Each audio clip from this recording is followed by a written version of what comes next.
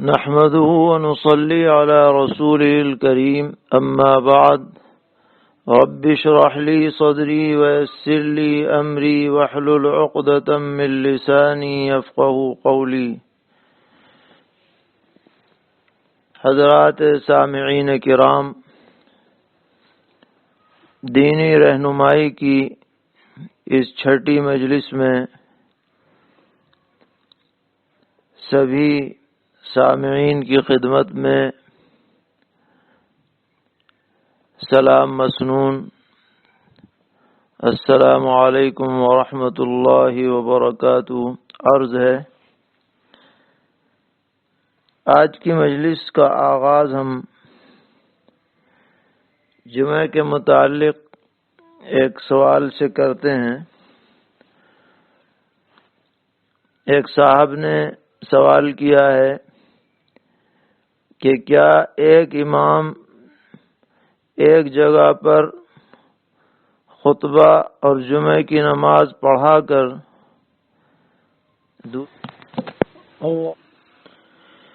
نحمده ونصلي على رسوله الكريم أما بعد رب اشرح لي صدري ويسر لي أمري واحلل عقدة من لساني يفقه قولي۔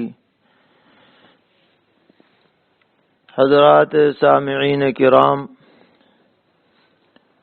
دینی رہنمائی کی اس چھٹی مجلس میں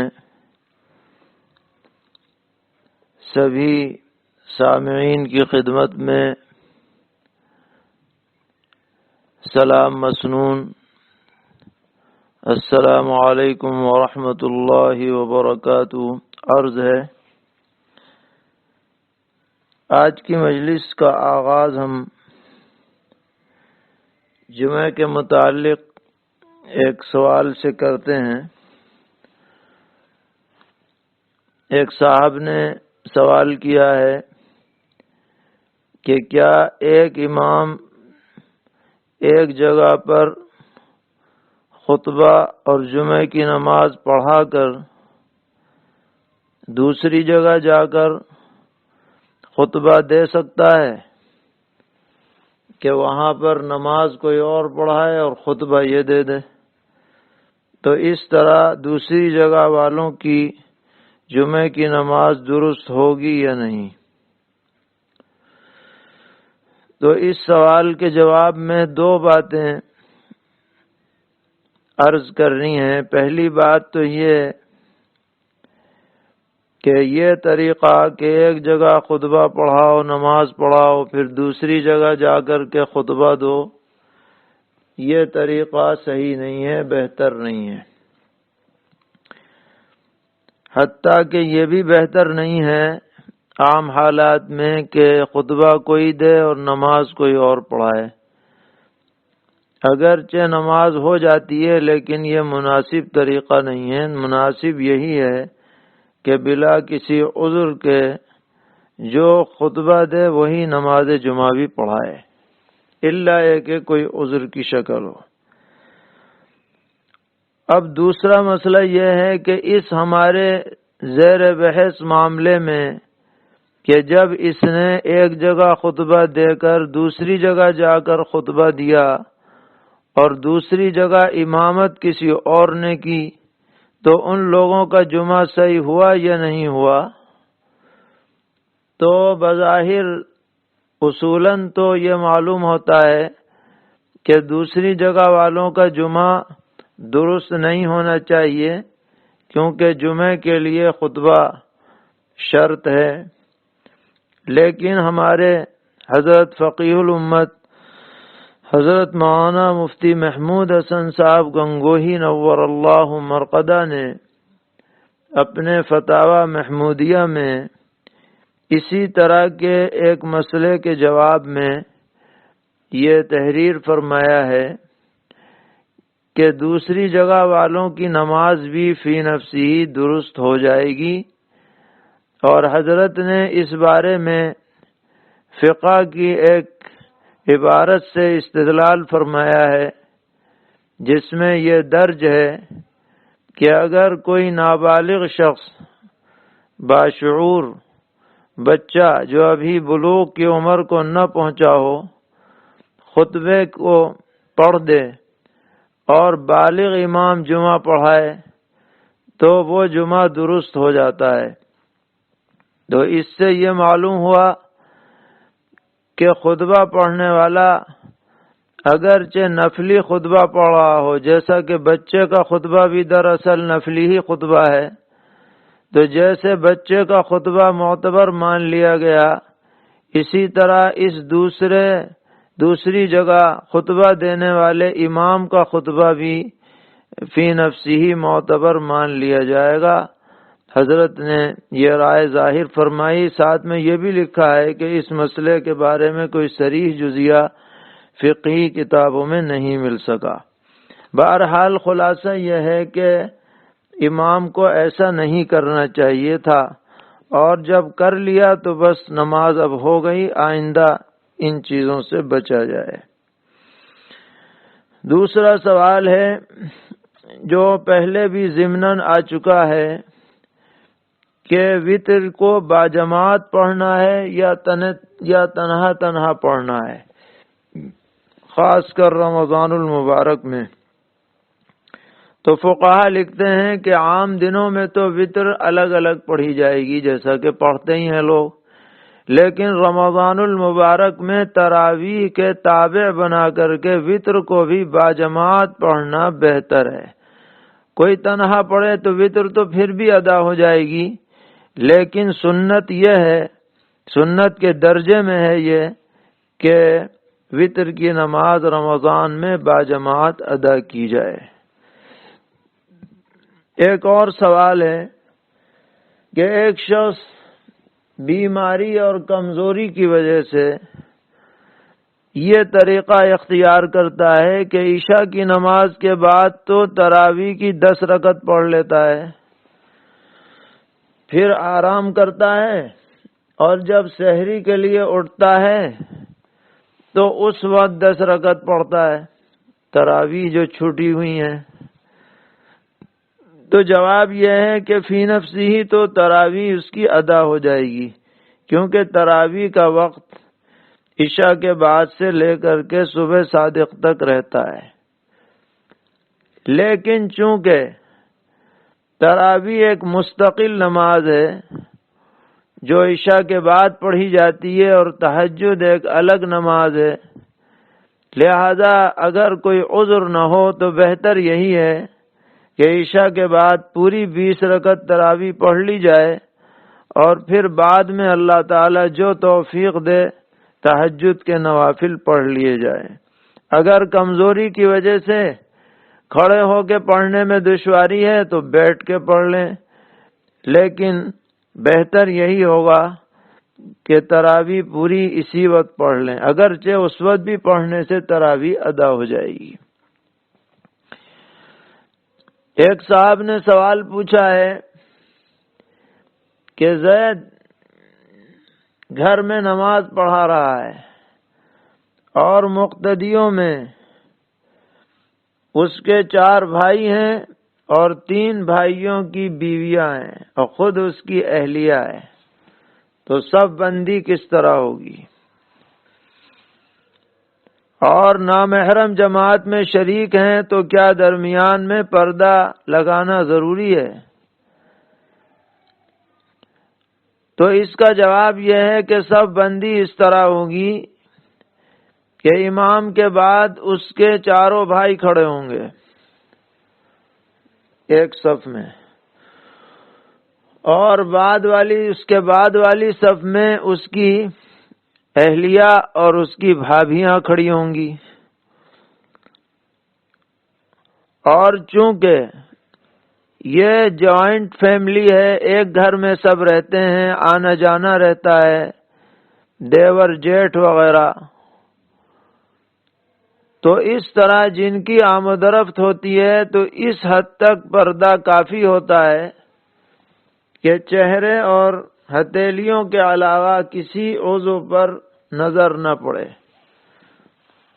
ایسا چہرہ جو بالکل اجنبیات کے ساتھ ہوتا ہے، ان گھر والیوں کے لیے اس پردے میں تھوڑی تخفیف ہوتی ہے، لہذا جب مطلقاً تخفیف ہے تو ایسی عورتیں اگر پیچھے نماز پڑھ رہی ہوں اہلیہ کے ساتھ تو ان کے لیے باقاعدہ پردہ ڈالنا ضروری نہیں ہے، اس کے بغیر بھی نماز میں کوئی حرج نہ ہوگا۔ ایک سوال یہ کیا گیا ہے کہ فجر اور عصر کا فرض ادا کرنے سے پہلے کوئی نفل نماز مثلا تحیۃ المسجد وغیرہ پڑھ سکتے ہیں یا نہیں؟ تو اس معاملے میں فجر کا اور عصر کا حکم الگ الگ ہے۔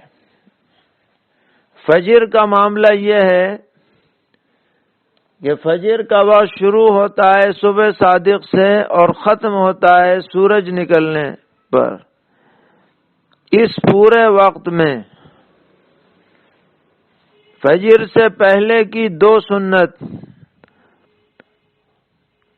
کے علاوہ کوئی نفل نماز اس سے پہلے یا بعد میں پڑھنی مکروہ ہے، چاہے وہ نماز تحیۃ المسجد کی ہو یا تحیۃ الوضو کی ہو یا اور کوئی نفل نماز ہو۔ یہ اس پورے وقت میں نہ تو فرض سے پہلے پڑھی جائے گی نہ بعد میں پڑھی جائے گی، حتیٰ کہ فرض سے پہلے کی 2 سنتیں بھی اگر چھٹ جائیں تو اب ان کو فجر کے فوراً بعد نہیں پڑھا جائے گا، بلکہ سورج نکلنے کے بعد اشراق کے وقت ان کو پڑھنا ہے۔ یہ تو فجر کے بارے میں ہے۔ اور عصر کا معاملہ یہ ہے کہ عصر کی نماز سے پہلے آپ نفل نماز کوئی بھی پڑھ سکتے ہیں، کوئی پریشانی نہیں ہے، 2 پڑھیں 4 پڑھیں کتنی بھی پڑھیں، لیکن عصر کا فرض ادا کرنے کے بعد اب غروب آفتاب تک کوئی نفل نماز نہیں ہے، تحیۃ المسجد بھی نہیں، تحیۃ الوضو بھی نہیں۔ البتہ قضا نماز پڑھ سکتے ہیں جب تک کہ سورج میں زردی نہ آ جائے، سورج میں پیلا پن آ جائے گا تو اب قضا بھی نہیں پڑھی جائے گی۔ اور یہ یاد رکھیے کہ عصر کے بعد اگر آپ کو قضا پڑھنی بھی ہے تو آپ مسجد میں سب کے سامنے نہ پڑھیں، کیونکہ لوگوں کو اشتباہ ہوگا کہ پتہ نہیں کون سی نماز پڑھ رہا ہے۔ اس لیے اگر پڑھنی بھی ہے تو کہیں کمرے یا گھر کے اندر پڑھیں، اور نفل تو پڑھنی ہی نہیں ہے۔ تو یہ عصر کی نماز کے بارے میں ہے۔ اور ایک سوال اسی ضمن میں یہ ہے کہ عصر اور عشاء سے پہلے کی سنتوں کا وقت کب تک رہتا ہے؟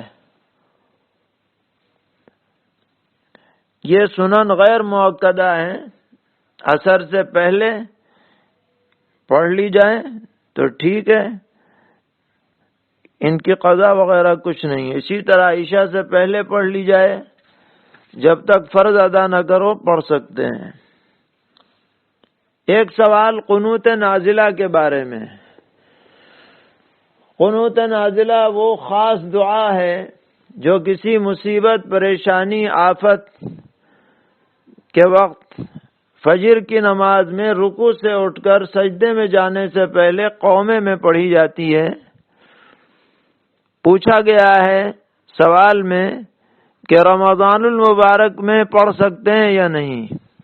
تو ہاں، جس طرح اور دنوں میں پڑھ سکتے ہیں قنوت نازلہ، رمضان میں بھی ضرورت ہو، جہاں ضرورت ہو پڑھ سکتے ہیں۔ اسی ضمن میں یہ سوال ہے کہ اس میں وہی دعا پڑھنی ہے جو حدیث سے ثابت ہے یا اور اس میں گھٹا بڑھا سکتے ہیں؟ تو جواب یہ ہے کہ وہ بھی پڑھ سکتے ہیں، اور دیگر دعائیں مسنون، معصور، وقت کے حالات کے مطابق اس میں گھٹا بڑھا سکتے ہیں، کوئی حرج کی بات نہیں ہے۔ ایک سوال جماعت کی نماز سے متعلق یہ ہے کہ جو تکبیر کہنے والا ہے وہ پیچھے کہاں کھڑا ہوگا؟ امام کے بالکل پیچھے یا دائیں یا بائیں؟ مسجد میں یا گھر میں جو لوگ نماز پڑھ رہے ہیں ان کے بارے میں پوچھا جا رہا ہے۔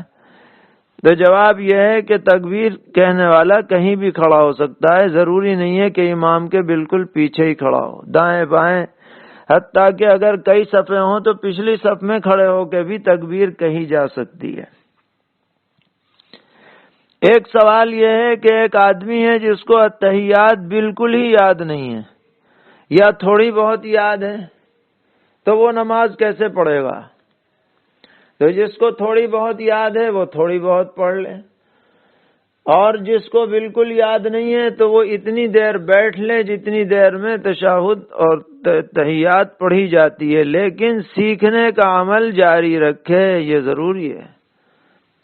یہ نہیں کہ بس نہیں سیکھا تو نہیں سیکھا، کوشش کرتا رہے، جتنی بھی یاد ہوتی رہے اتنی پڑھتا رہے۔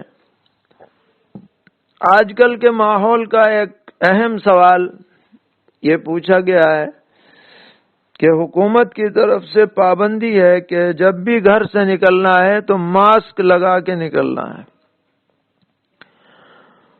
تو اگر مسجد میں یا اور کسی جگہ نماز پڑھی جائے اس حالت میں کہ چہرے پر ماسک لگا ہوا ہو تو نماز صحیح ہوگی یا صحیح نہیں ہوگی؟ تو جواب یہ ہے کہ عام حالات میں تو ماسک لگانا مکروہ ہے، چہرہ ڈھک کر کے نماز پڑھنا مکروہ ہے، لیکن آج کل انفیکشن سے بچنے کے لیے اگر کوئی ماسک لگا کر نماز پڑھے گا تو امید ہے کہ انشاءاللہ کوئی کراہت نہ ہوگی۔ ایک سوال یہ ہے کہ ایک آدمی نماز پڑھ رہا ہے اور سامنے دیوار پر کوئی صورت کسی کیلنڈر میں یا کسی نقشے میں لکھی ہوئی ہے اور نماز کے دوران اس نے اسے پڑھ لیا، تو نماز باقی رہے گی یا ٹوٹ جائے گی؟ تو جواب یہ ہے کہ پڑھنے کی دو شکلیں ہیں۔ ایک تو یہ کہ سمجھ لیا کیا لکھا ہے، زبان سے کچھ نہیں کہا، صرف دل سے سمجھ لیا، دیکھ کے اسے اندازہ ہو گیا کہ یہ فلاں صورت ہے، حتیٰ کہ معنی بھی سمجھ لیے اس نے۔ تو اگر یہ بات صرف دل کی ہے، سمجھنے کی حد تک ہے، تو نماز فاسد نہیں ہوئی۔ لیکن اگر اس نے اسے زبان سے پڑھ بھی لیا، اس نقشے کو دیکھ کر، چاہے آہستہ سے پڑھے یا زور سے پڑھے، تو نماز فاسد ہو جائے گی۔ ایک سوال صلاۃ التسبیح کے بارے میں، اور یہ بھی ایسا سوال ہے جو بکثرت لوگوں کے ساتھ پیش آتا رہتا ہے۔ سوال یہ ہے کہ صلاۃ التسبیح میں بھی کیا سجدہ سہو ہو سکتا ہے؟ یہ سوال ہے۔ تو اس بارے میں سمجھنا چاہیے کہ صلاۃ التسبیح میں دو طرح کا سہو ہوتا ہے۔ ایک سہو تو یہ ہے کہ جو اس میں تسبیحات مقرر ہیں، کہیں 15 ہیں کہیں 10 ہیں، وہ تسبیحات پڑھنے میں سہو ہو گیا، 15 کے بجائے 10 پڑھ دی، یا کسی جگہ پڑھنا ہی بھول گیا، دوسری جگہ اسے پورا کیا یا پورا ہی نہیں کیا، تو اس طرح کا اگر سہو ہوگا صلاۃ التسبیح میں تو اس سے سجدہ سہو واجب ہی نہیں ہوتا ہے۔ اگر 300 کی مقدار جو سبحان اللہ والحمد للہ ولا الہ الا اللہ واللہ اکبر پوری نہیں بھی ہوئی، یا بڑھ گئی یا کم رہ گئی، تو یہ موجب سجدہ سہو نہیں ہے، اس سے صلاۃ التسبیح پہ کوئی فرق نہیں پڑتا۔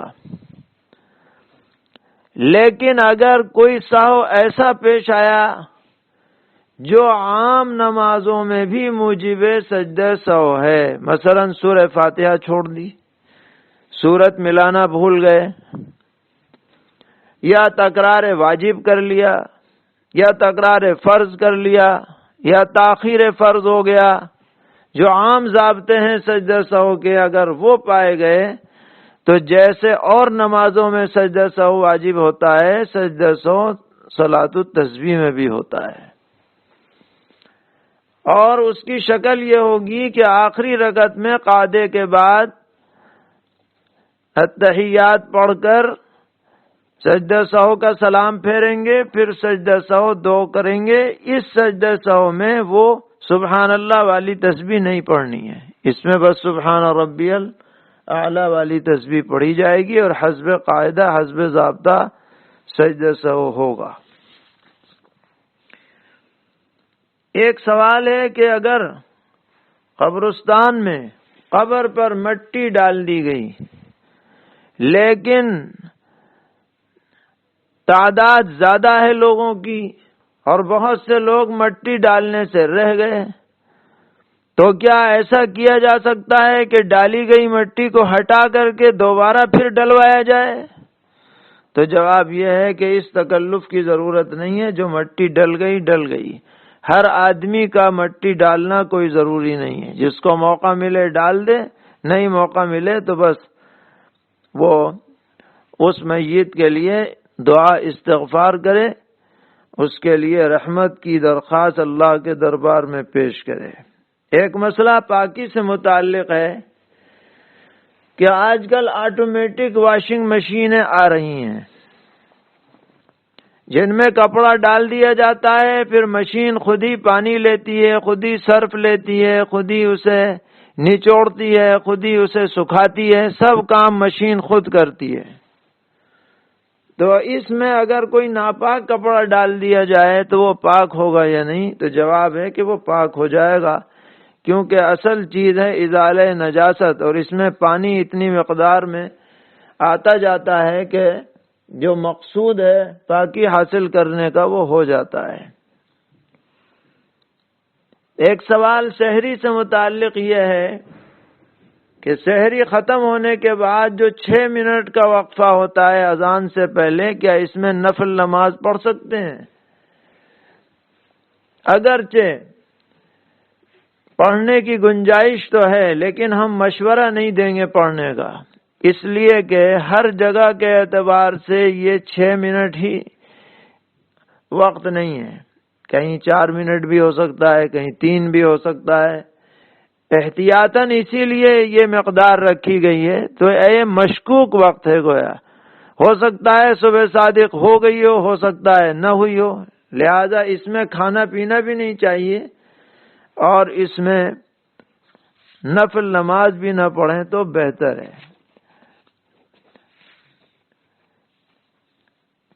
ایک سوال ہے کہ آج مؤذن صاحب نے 5 منٹ پہلے ہی اذان دے دی مغرب کی غلطی سے، اور لوگوں نے اذان سن کر کے افطار کر لیا، تو روزہ ہوا یا نہیں ہوا؟ تو روزہ نہیں ہوا، ان کو بعد میں قضا کرنی ہوگی، لیکن کفارہ لازم نہیں ہے۔ ایک صاحب نے لکھا کہ کیا نبی اکرم علیہ الصلاۃ والسلام مغرب کی 3 رکعت پڑھنے کے بعد افطار فرمایا کرتے تھے؟ جواب یہ ہے کہ احادیث شریفہ میں افطار جلدی کرنے کا حکم ہے، جیسے ہی وقت ہو جائے اور وقت ہونے کا یقین ہو جائے تو اب تاخیر نہ کی جائے، جو بھی میسر ہو اس سے افطار کر لیا جائے۔ اس لیے اس سے ظاہر یہی ہے کہ نبی اکرم علیہ الصلاۃ والسلام اور صحابہ کرام رضی اللہ تعالی عنہ نماز سے قبل ہی افطار فرمایا کرتے تھے، الا ہے کہ کوئی خاص صورت کبھی پیش آئی ہو تو وہ اس کے منافی نہیں ہے۔ زکوٰۃ کے متعلق ایک اہم سوال ایک صاحب نے کیا ہے، اور اچھا سوال ہے وہ، کہ کل یہ بات آئی تھی کہ مال تجارت میں زکوٰۃ ہوتی ہے اور اس کی قیمت جوڑی جاتی ہے، تو انہوں نے پوچھا ہے کہ مال تجارت سے کون سا مال مراد ہے، باقی رہنے والا یا جلدی خراب ہو جانے والا؟ باقی رہنے والا جیسے لکڑی ہے، فریج ہے، کولر ہے، اور جلدی خراب ہو جانے والا جیسے سبزی ہے، ترکاری ہے، فروٹ ہے۔ تو مال تجارت میں یہ دونوں چیزیں شامل ہیں یا صرف باقی رہنے والا مال مال تجارت میں ہے؟ تو جواب ہے کہ یہ سب مال تجارت میں شامل ہیں، چاہے وہ ترکاری فروٹ ہی کیوں نہ ہو۔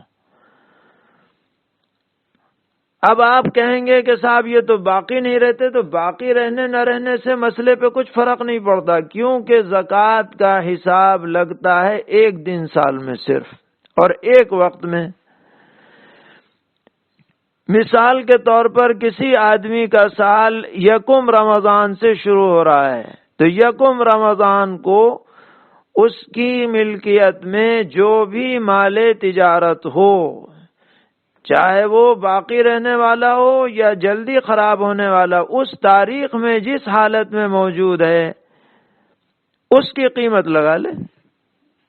فرض کیجئے اس کے پاس 500 روپے کی ترکاری موجود ہے اس دن، یا 5000 کی موجود ہے، وہی جوڑ لے۔ غلہ موجود ہے، فروٹ موجود ہیں، تو ایک دن کا معاملہ ہے۔ جب ایک دن کا معاملہ ہے تو باقی رہنے والی چیز ہو یا جلدی خراب ہونے والی چیز ہو، سب اس کے اندر شامل ہو جائے گی، حتیٰ کہ یہ تو ترکاری اور وہ تو پھر بھی باقی رہنے والی زیادہ چیز نہیں، لیکن کوئی آدمی فرض کرو آئس کریم کا کاروبار کرتا ہے، تو جس دن وہ حساب لگائے گا تو جتنی آئس کریم اس کے اسٹاک میں موجود ہے ان سب کی قیمت اسے جوڑنی ہے۔ تو مال تجارت میں یہ ساری چیزیں جڑتی ہیں۔ زکوٰۃ سے متعلق ایک اہم سوال یہ ہے کہ آج کل بہت سی کمیٹیاں ہیں، سماجی کمیٹیاں ہیں، جو زکوٰۃ کا پیسہ لے کر لوگوں میں راشن تقسیم کر رہی ہیں، اور بعض مرتبہ صاحب نصاب لوگ بھی راشن لے لیتے ہیں، تو زکوٰۃ دینے والوں کی زکوٰۃ ادا ہوگی یا نہیں؟ یہ بہت اہم بات ہے۔